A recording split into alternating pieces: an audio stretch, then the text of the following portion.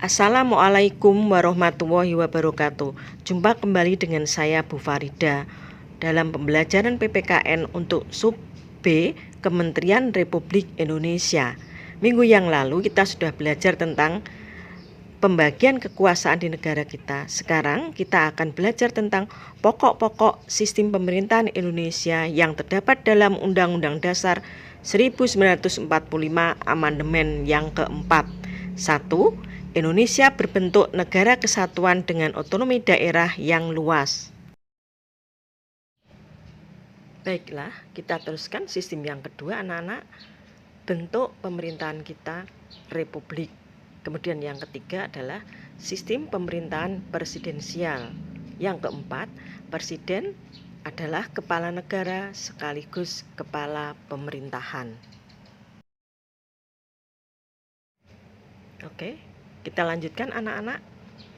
Sistem yang kelima adalah kabinet atau menteri diangkat dan bertanggung jawab kepada presiden. Kemudian yang keenam, parlemen itu dibagi dalam dua kamar, yaitu DPR dan DPD atau lebih terkenal dengan bikameral. Kemudian yang ketujuh atau sistem terakhir adalah bahwa kekuasaan yudikatif itu dipegang oleh Mahkamah Agung dan Mahkamah Konstitusi. Indonesia menganut sistem pemerintahan presidensial. Kedudukan presiden kuat. Presiden sebagai kepala negara sekaligus sebagai kepala pemerintahan.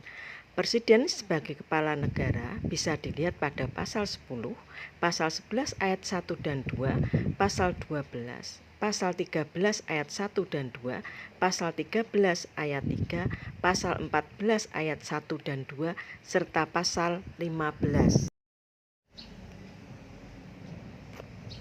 Presiden sebagai kepala pemerintahan bisa kita lihat pada pasal 4 ayat 1, pasal 5 ayat 1 dan 2, pasal 16, pasal 17 ayat 2, pasal 20 ayat 2 dan 4, pasal 22 ayat 1, pasal 23 ayat 2, pasal 23F ayat 1, pasal 24A ayat 3, dan pasal 24B ayat 3.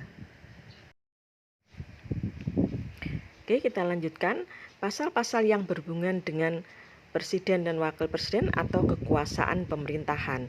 Bisa kita lihat pada pasal 4 ayat 1, pasal 6 ayat 2, pasal 7, pasal 8, dan pasal 9. Kita lihat berikutnya. Tugas dari Wapres adalah 1. Membantu presiden dalam melaksanakan kewajibannya. 2. Menggantikan presiden sampai habis masa tugasnya. 3. Memperhatikan, menampung masalah yang belum ditangani, terutama tentang kesejahteraan rakyat. Yang keempat adalah pengawasan operasional pembangunan dengan bantuan departemen atau lembaga non-departemen.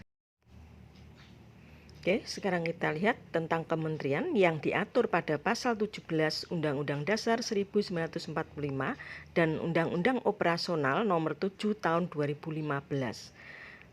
1. Presiden dibantu oleh Menteri Negara. 2. Menteri diangkat dan diberhentikan oleh Presiden. 3. Setiap menteri membidangi urusan tertentu. Dan yang keempat adalah pembentukan, pengubahan, dan pembubaran menteri diatur dalam undang-undang. Klasifikasi kementerian ada 3. A. Kementerian yang urusannya nomenklatur atau nama kementerian tersebut secara tegas disebutkan dalam Undang-Undang Dasar 1945, yaitu Mendagri, Menlu, dan Menhankam. B. Kementerian yang ruang lingkupnya disebutkan dalam Undang-Undang Dasar 1945 antara lain Kementerian Agama, Kementerian Hukum dan HAM, Kementerian Keuangan, Kementerian Pendidikan, Kementerian Kesehatan, dan masih banyak yang lainnya.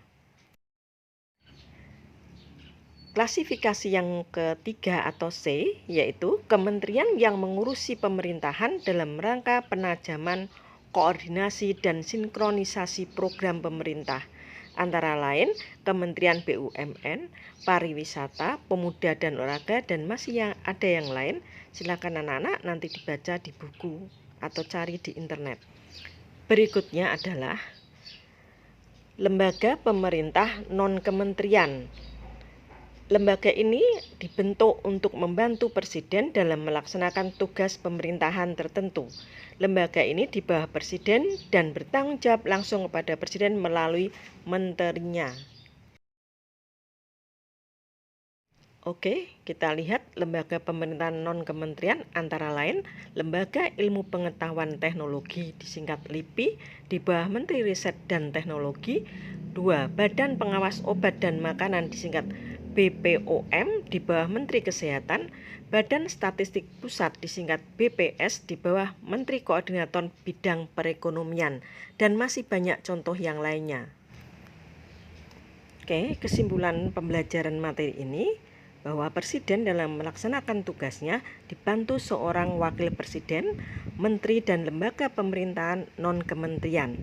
Kemudian anak-anak, menteri dibedakan menjadi 3, yaitu nomenklatur dan menteri yang ruang lingkupnya disebutkan dalam Undang-Undang Dasar, serta menteri penajaman dan sinkronisasi program pemerintah.